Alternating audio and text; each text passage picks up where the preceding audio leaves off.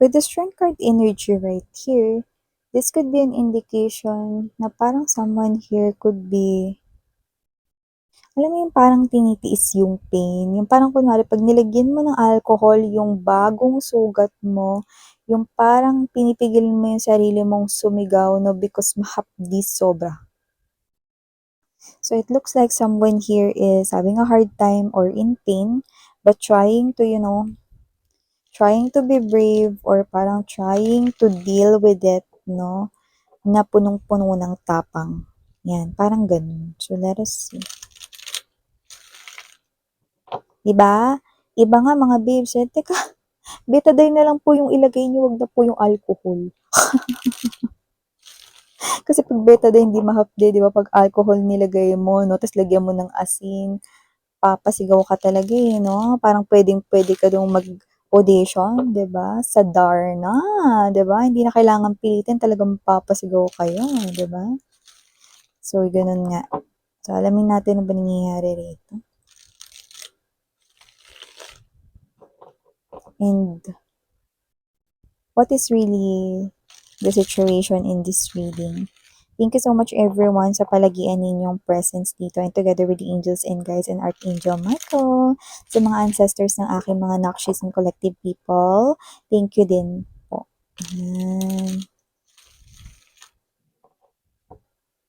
Alright. Let us see.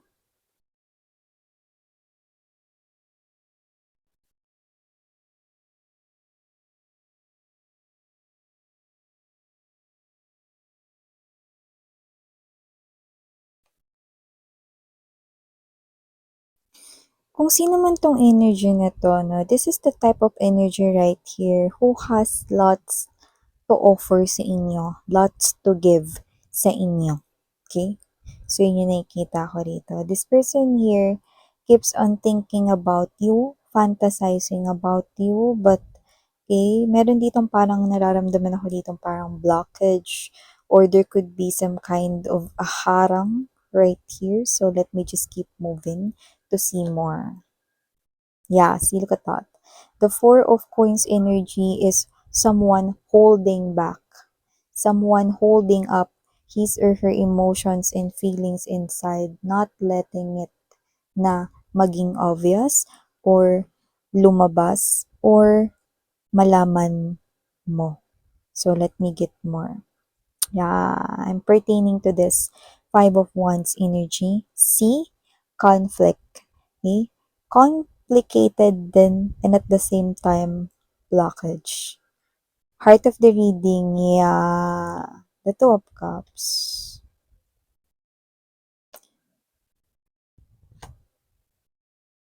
Okay.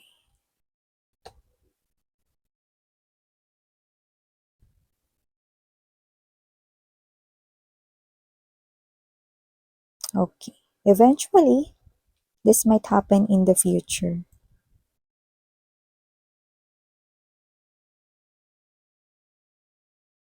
So, hi and hello there, collective. Hi, new subscribers. Ako po si Yan. Welcome. At sa mga returning viewers, thank you sa inyong walang sawang pagsuporta and love for me. So, kung hindi niya pa alam, mayroon pa po tayong main channel, ang The High Priestess Tarot. Kaya if you haven't visited pa ang channel na yan, ang link ay nilagay ko sa description box ng reading na ito so that maridirect kayo doon mismo. So, doon ay meron din tayong daily collective readings for all signs. Anumang zodiac sign mo, pwede kang manood at makinig nung collective readings everyday. At meron din po tayo doon na reading per zodiac sign.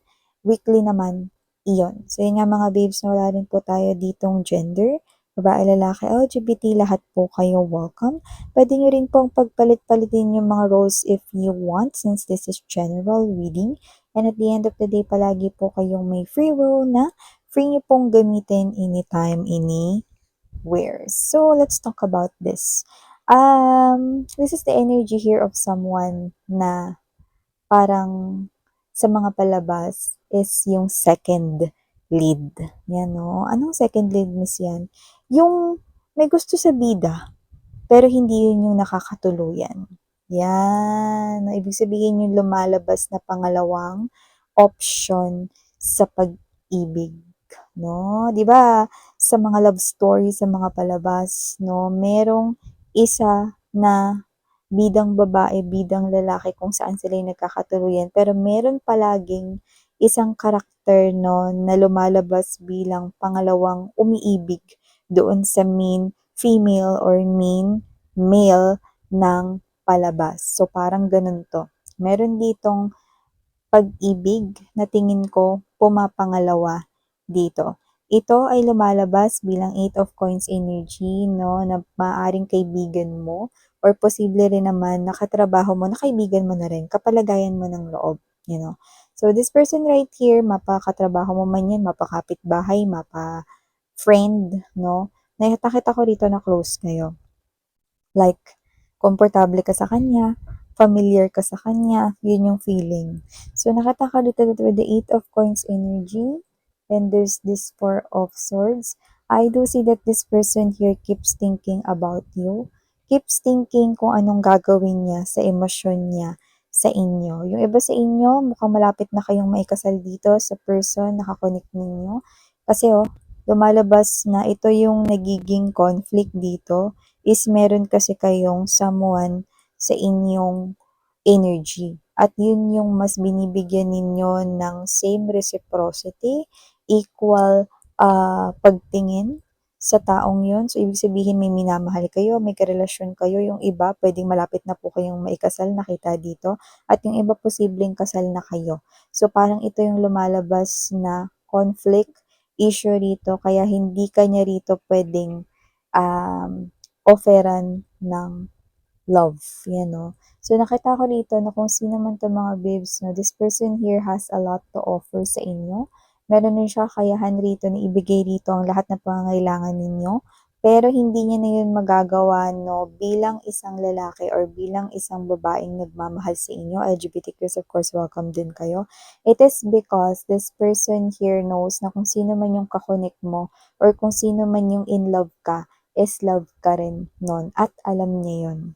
Here, the male or the female second lead na lumalabas dito who happens to be your friend, neighbor, or your coworker right here, colleague, no, is hinahayaan ka lang dito na magmahalan kayo ng partner mo.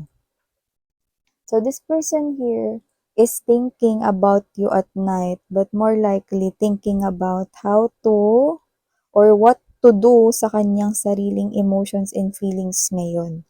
Kung ikakasal naman kayo, no, masakit yun para sa kanya, you know. Or nung ikinasal kayo, kung kasal na kayo, nitong person na love mo is, yun yung pinakamasakit na araw para sa kanya. Because this person here really wants to offer you this, no, excitedly, yung kanyang cup of love, pero this person here, hinahayaan niya na lang na i-keep yan sa sarili niya or manatili na lang yan sa kanyang sarili. I-keep, no, inside his or her self na lang. So, this person right here, pinipigilan niya dito yung self niya, okay, na mailabas sa inyo yung feelings and emotions niya dito. So, I think this is a friend who is always there, parang just one call away or just one chat away, one text away, no? Lagi siyang nandoon to the rescue, no? At saka, pagdating sa financial, tinutulungan niya rin kayo, you know? Kasi di ba yung iba, madamot sa financial. Pero siya, pagdating sa inyo, no, tinutulungan niya kayo rito, no. Hindi dahil sa good payer kayo or what, no. May energy siya rito na kung gusto mong magbayad pag may pera ka na, okay lang, ganyan, no. Kasi nga may feeling siya sa'yo. Okay? Kaya lagi siya ritong to the rescue. Lagi siya ritong ready to help you kahit financial pa yung kailangan mo. So, ilang beses ka na rin niya ritong tinulungan, no? And this is appearing here as a friend. So, maybe hindi ka rito nag-iisip na gusto ka niya. It is because pwedeng nasa loob ka na kasi talaga ng isang beautiful relationship at never mo nang may isip at wala kang time na isipin, no? Na may mali siya lahat ng ginagawa ng friend mo for you, no? But, there's intense emotions and feelings. This friend of yours, this neighbor, or this colleague, co-worker, ay meron talagang feelings or in love talaga din sa inyo. But this person here, no, chose to let you go matagal na. Ang hindi niya lang talaga kayang i-let go ay ang feelings niya sa inyo. Yeah, yeah, yeah, yeah. Mahirap talagang i-let go yung feelings, no? Yung na-let go niya na yung tao, pinalet go ka na niya, pero yung feelings niya still remains. So, that's really difficult and hard for this person to deal with right now. Because timeless yung ating reading, pero nakita ko dito na for a lot of you, this is happening in the present moment. This is something here that's hard for this person. Yung pag-deal niya ng sarili niyang emotions and feelings para sa'yo, ang hirap nun i-deal, ang hirap nun na parang alisin. Yan, no? It's hard to not love you. It's hard to undo yung pagmamahal niya for you. Yeah. Ibig sabihin, talagang mahal ka niyang totoo. Hmm. Kasi dito, hindi ko nakikitang guguluhin niya yung relationship mo with your partner or with your someone na talagang special sa'yo. No? Kasi alam niya na mahal ka rin naman ng tao na yun. At nakikita niya rito that you are very happy inside that wonderful relationship, no? And that's something here na masaya rin siya, but at the same time, there's pain sa kanyang heart because yeah, sometimes hindi niya maiwasan rito isipin na sana siya yun. 'Di ba? At yun naman talaga yung normal na naiisip ng taong nagmamahal, 'di ba? So, nakita ko dito that with the Four of Wands energy, Page of Swords right here, Page of Wands, and the World card, probably, patuloy pa rin siya dito magbabantay, aalagaan kayo kahit nakasal na kayo sa iba or kayo to, no, na ikakasal na sa iba or nasa boyfriend-girlfriend na stage kayo ng iyong special person, nandyan pa rin siya, always, always there for you. Hindi siya mawawala rito, hindi siya magsi-step back, hindi rin siya rito gagawa ng kahit na anong movement na lalayo sa'yo or whatever, no, walang ganon, no? Hindi ko siya nakikita rito na magpapahinga or iiwas or lalayo sa'yo. Walang gano'n, no? Pero, miss yan, anong gagawin niya dito sa emotions and feelings? Then, maghahanap siya ng paraan. Paano i-deal yung sarili niya rito emotions and feelings, no? Habang nandiyan kayo sa life niya. Okay? So, hindi niya naman sinasabi na kailangan niyo siya, pero gusto niya maging palaging nandiyan para sa'yo. Yun yung nakikita ko dito, sinasabi niya dito.